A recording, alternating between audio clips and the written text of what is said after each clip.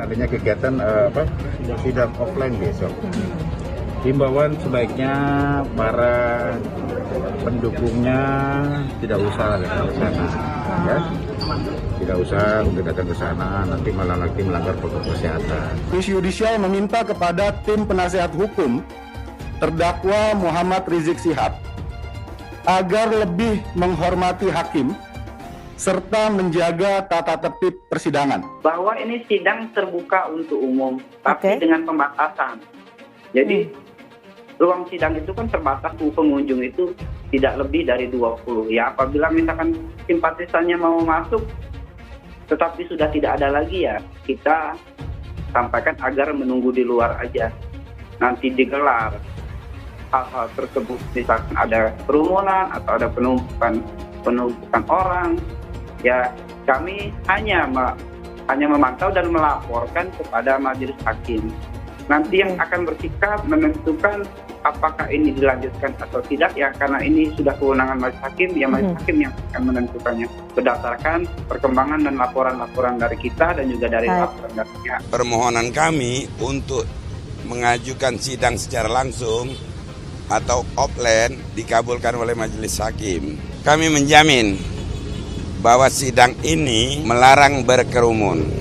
Kalau ada kerumunan kan kita menjamin di pengadilan. Habib Rizik juga sudah menghimbau supaya itu sebaiknya nonton aja dari luar dan juga tertib. Jangan sampai melanggar protokol kesehatan. Masker dipakai, jangan banyak juga nggak dipakai pejabat. Ini kecil kecil doang 2 jam kalian. Kalian sudah puas dorong saya. Kalian sudah keterlaluan. Ini peradilan sesat. Pak Mahfud MD-nya disuruh terengkurap, terus ditendang kepalanya, terus diinjek pakai sepatu dan dipukul. Mungkin dia baru bisa mengatakan pelanggaran HAM berat kalau itu terjadi pada dia, ditendang kepala dia, diinjek, ya terus kemaluannya sampai diinjak juga. Mau manusia, mau gugat nih pokoknya. Bapak gue polisi gak pernah melakukan anak kayak gini, gak pernah ngelakuin lingkungan kayak gini. Padahal gue kombes. Ketika tunjukkan kalau negara ini Pancasila, tunjukkan mana Pancasilanya, mana keadilan yang berada. Kami tidak terima, tidak ikhlas, tidak ridho pemberlakuan kepada Indonesia Rizik Syihab dengan biadab, dengan digunakan seperti itu. Dan kami umat Islam pada Allah sekali mengecam sekeras-kerasnya tindakan daripada kejaksaan. Saya menghadapi 3 sidang dengan 11 dakwahan dan 18 pasal berlapis. Bagi saya ini masalah yang sangat serius, sehingga saya harus all out dan harus super maksimal di dalam membela diri. Masalah prokes yang saya menghadapi ini telah menyebabkan 6 pengawal saya dibunuh dengan keji dan kejam. Saya mengalami tekanan-tekanan yang luar biasa, organisasi dibubarkan, keluarga saya ATM-nya semua dibekukan. Pengawal saya dibunuh. Ini satu penghinaan terhadap himbauan prokes. Himbauan prokes itu merupakan dukungan terhadap program pemerintah di dalam menangani pandemi. Atau bisa hargai himbauan prokes. Itu kewajiban kita bersama untuk menanggulangi pandemi COVID-19 di Indonesia. Soal himbauan, tadi saya menyampaikan himbauan, kemudian diprotes oleh jaksa. Ini kan tidak beretika, tidak beradab. Jaksa macam apa nggak tahu tentang kewajiban menjaga prokes. Kayak ini para aparat dan juga para keparat yang memaksakan daripada imam besar untuk hadir di sidang online, sedangkan imam besar tidak ingin. Maka demi Allah, saya yang akan bersaksi di akhirat nanti yang memaksakan para pemerintah tersebut untuk masuk ke dalam nerakanya Allah Subhanahu wa taala. Intinya, untuk tanggapan pribadi saya, mereka yang memaksa daripada imam besar, maka akan saya juga paksa mereka nanti di yaumil kiamah untuk masuk ke dalam nerakanya Allah Subhanahu wa taala. Rizik Syihab itu bukan Habib. Dia hanya preman berjubah, preman bersorban. Kayaknya si Rizik ini kalau lihat ya, dia ini kayaknya kurang cat mesum. Kalian kenal beliau? Beliau bukan koruptor, beliau bukan pembunuh, dan beliau bukan kriminal. Tapi sampai sekarang gue sendiri nggak ngerti kenapa beliau begitu dimusuhin, kenapa beliau begitu ditakutin. Bahkan parahnya, ada yang mengaku muslim tapi membenci beliau. Tidak ada imajinasi untuk melakukan pemberontakan apalagi. Kenapa Habib Rizik dijadikan musuh? Jokowi kita ganti namanya menjadi Jokodok sudah. Setuju? Siap turunkan Jokodok. Siap turunkan Jokodok. Siap lengserkan Jokodok. Takbir. Bunuh semua pendeta yang terlibat sudah. Takbir. Berani bunuh pendeta-pendeta radikal. Berani habisi Kristen radikal. Takbir. Jangan salahkan umat Islam kalau besok kepalanya ditemukan di jalanan, saudara. Takbir. Takbir. Siap bela Nabi. Siap bela Nabi. Siap mati untuk Rasulullah. Takbir. Anak Tuhan dari mana? Kalau Yesus anak Tuhan, bidangnya siapa? Besok di seluruh wilayah Indonesia kami katakan tahu pertama kafir, kedua goblok. Kitab Bible Kristen itu bohong. Saya bukan mengatakan Bible Kristen fiksi, Bible Kristen itu palsu. Saya nggak pernah mundur untuk kebenaran, keadilan, kejujuran dan peri kemanusiaan. Gue nggak pernah mundur. Anda ini siapa? Rekam apa? Ini kan ditayangkan di ruang sidang kan? Berarti Anda ingin menipu saya. Di lorong rutan ini Anda ingin jadikan sebagai bagian daripada ruang sidang. Jangan dagelan lah, jangan sinetron kita, bukan sidang. Ini ruang sidang, ini lorong rutan. Oke. Saya tegaskan itu sekali lagi. Jangan tipu-tipu, jangan tipu-tipu. Penuntut umum memanggil terdakwa Muhammad Rizik bin Syed Hussein Syihab untuk hadir di persidangan. Saya didorong, saya tidak mau hadir. Ya, baik. Sampaikan ke majelis hakim, saya tidak ridho dunia akhirat. Ya. Saya dipaksa, didorong, dihinakan. Mana saya mau cari keadilan? Di mana saya mau cari keadilan? Sidang online ini saja sudah tidak adil. Kami rasa kita tidak perlu mendengarkan keterangan dari terdakwa. Kami mohon untuk melanjutkan sidang yang terhormat ini majelis tanpa mendengarkan omongan dari terdakwa. Harus dipaksaan sidang online. Silakan majelis hakim yang mulia melanjutkan sidang ini bersama jaksa tanpa kehadiran saya dan bersama pengacara. Saya ikhlas, saya ridho, saya tunggu vonisnya. Berapapun yang ditetapkan, saya ridho. Jadi saya tidak pernah mendapatkan keadilan kalau sidangnya melalui online. Majelis hakim, kemarin seminggu yang lalu kita sama tahu para koruptor Joko Chandra, Jaksa Pinangki, Irjen Napoleon Bonaparte bisa hadir dalam ruang sidang. Kenapa saya tidak bisa? Saya tidak ridho untuk kembali Pastor share sedikit. Bapak Muhammad KC masuk penjara hari ini oleh karena menyatakan Injil. Pastor nggak menyinggung caranya, sekalipun caranya dengan caraku berbeda. Tetapi ditahan hari ini beliau karena menyuarakan Injil dengan caranya. Beliau dalam satu videonya juga pernah membahas tentang pelayanan Pastor Andy, doa kesembuhan in Jesus name. Terima kasih, salam hormat buat hamba Tuhan Bapak Muhammad KC. Hamba Tuhan bisa masuk penjara. Jangan dihakimi. Paulus dan Silas juga punya warna sendiri. Dan dia masuk penjara karena menyampaikan Injil dengan caranya, dengan menyembuhkan orang sakit, beritakan Injil dengan warnanya.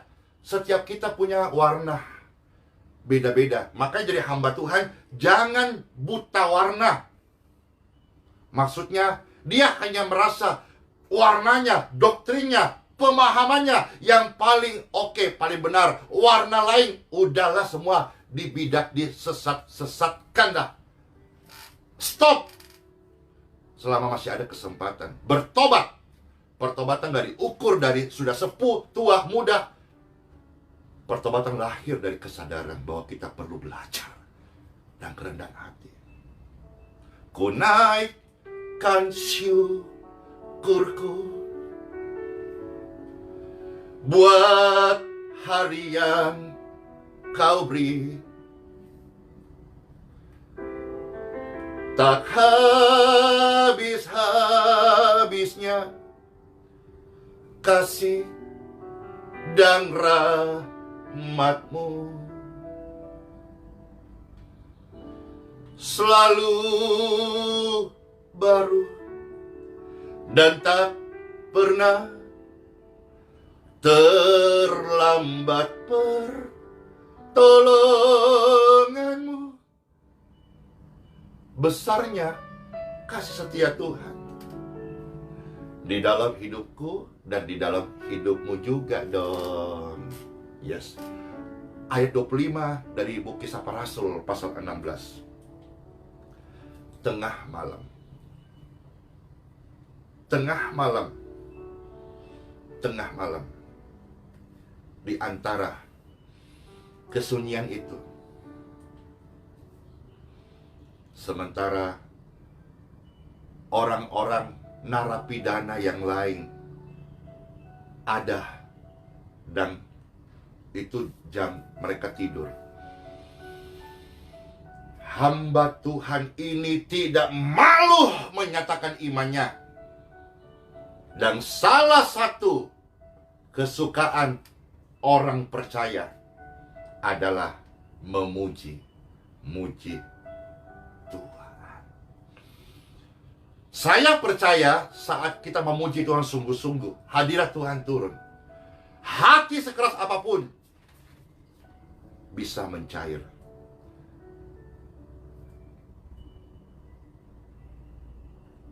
Sekiranya yang terkasih Bapak Muhammad KC mendengarkan renungan ini dan sapaan ini, Pastor sebagai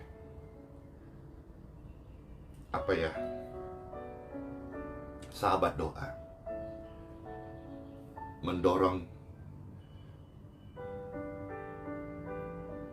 sekalipun tubuh sakit, tubuh didera, mengalami isolasi, perbuatan yang tidak adil, yang jahat, tetaplah memuji Tuhan.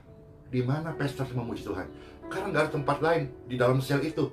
Di dalam sel itu, pujilah Tuhan. Karena seperti yang saya katakan tadi, bahwa orang percaya difitnah, tetapi penjara tidak dapat menghentikan mujizat Tuhan. Engkau difitnah hari ini, engkau dapat serangan hari ini, mungkin bukan serangan fisik, tapi intimidasi atau kelemahan, teror, ketakutan, atau penyakit. Dengarkan baik, serangan itu tidak dapat menghentikan mujizat Tuhan atas hidupmu. Tetap percaya Tuhan Yesus setia. Dan Paulus dan Silas tengah malam, makanannya bukan hanya, kalau kita orang Indonesia, nasi sama telur, mantap, Indomie instan, wih keren. Apalagi rasa kaldu gitu, wih rasa kari, waduh udah lama nih gak makan. Indomie seleraku. Tetapi orang percaya itu makanannya juga memuji Tuhan. Dan itu dilakukan. Ayo, lakukan. Bersyukur banget hari ini orang-orang live streaming ini semakin banyak. Sampai bisa tembus 15.000. Awal-awal hanya 30. Pertama, nggak ada yang nonton, nggak ada yang ngikutin. Lalu udah 70, 100, 1000, 10.000, sekarang udah mau tembus 15.000. Artinya sudah banyak orang menyadari butuh breakfast, puji-pujian kepada Tuhan. Butuh breakfast, makanan rohani. Sudah banyak yang menyadari. Puji syukur banget ya.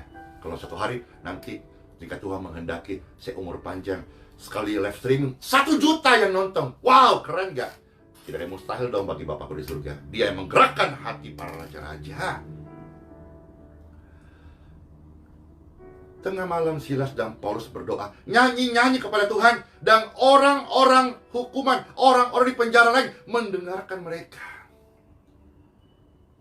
Ya, pasti sebagai orang yang terusik, tersinggung, terganggu, marah, mau tonjok lagi. Kamu itu sudah disiksa, masih nyanyi. Sudah digebukin, masih nyanyi. Lama-lama yang gebukin heran juga. Kenapa? Tenaganya habis, tetapi imannya tidak berhenti memuji Tuhan. Wow, ketika musuh-musuh udah capek, kita tidak letih untuk memuji Tuhan. Musuh akan berkata, geleng-geleng kepala. Kita udah capek gebukin dia. Dia nggak berhenti memuji Tuhannya. Wow! Sama-sama katakan, wow, ini luar biasa. Luar biasa. Sudah capek digebukin, tapi dia tidak berhenti memuji Tuhannya. Woo! Praise God forevermore. Glory to God. Thank you Lord Jesus. Amen. Dan Tuhan tidak dusta, Tuhan tidak terlambat, Tuhan tidak gagal menyatakan mujizatnya, sekalipun dipasung, dirantai, diborgol, dalam penjara sekalipun.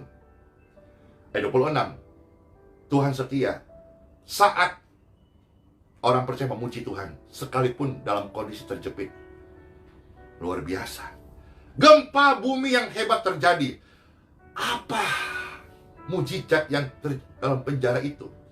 Sendi-sendi penjara goyah, peng. Dan seperti itu juga terbukalah semua pintu, dan terlepaslah borgol, rantai, pasungan, dan belenggu mereka semua. Dan yang aneh, pasti gak masuk akal, karena kuasa Tuhan memang gak masuk akal, tapi masuk iman. Ketika kepala penjara itu terjaga dari tidurnya dan melihat pintu-pintu penjara terbuka, ia stres. Sudah diperintah sama kepalanya, jaga baik-baik, dia tertidur, dan ternyata betul pintunya terbuka sendiri. Dia kira sudah ada dari luar bantu buka gitu, atau ada pengkhianat begitu. Ternyata tidak. Jangan saling tuduh. Kuasa Tuhan di luar nalar. Ketika dia lihat terjadi hal itu, dia sudah stres, dia mau menghunus pedangnya, mau bunuh diri, karena dia menyangka orang hukuman telah melarikan diri. Ayat 28. Tetapi orang percaya itu baik. Saudara katakan, orang percaya itu baik, tidak pendendam, tidak sakit hati, tidak balas dendam, tidak suka, apa ya, kalau bahasa Makassar, cik-daki orang. Cidako, tidak suka apa ya, eje orang. Ketika orang jatuh, orang percaya itu mau mendoakan, bukan rasain lu, kapok lu. Orang percaya itu baik. Paulus berseru, jangan kau stres, jangan kau bunuh diri. Belanda masih jauh. Maksudnya, masih ada hal yang baik yang engkau akan lihat. Kenapa harus kau ambil pedang, menghunus pedangmu, dan menusuk dirimu? Stop! Stop. Jangan celakakan dirimu, sebab kami semuanya, aku masih di sini. Kepala penjara menyuruh membawa suluh, lalu berlari masuk, dan dengan gemetar tersungkurlah ia depan orang percaya ini. Ia mengantar mereka keluar sambil berkata, sekujur badan saya merinding Bapak Ibu ketika firman Tuhan ini hadir.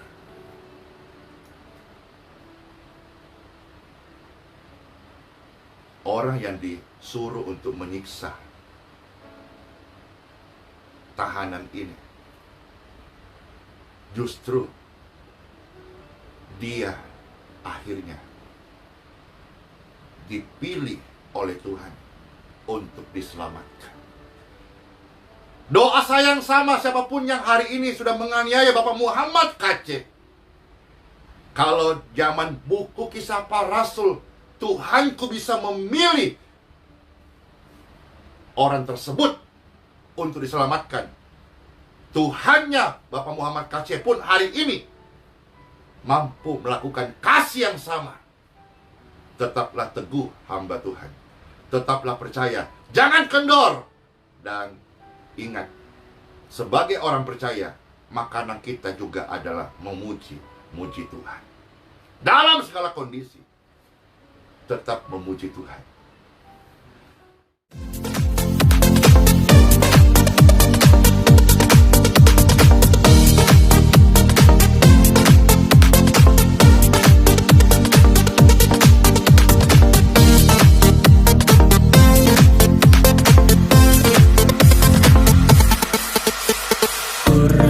Semangat sabak parayana te tondok toraya tondok kadarianku lamunan loloku mabaloa gana tondok toraya taek susina naga malik mintu toma mela iromi tumba melo tumba malak bina bainan adata ada siang karan, si pakaboro, si panunduk melo anta urumpai mansolana sang umpama datu kasanginan umparina wa mintu melona napo kalelian tunduk Indonesia tundukku toraya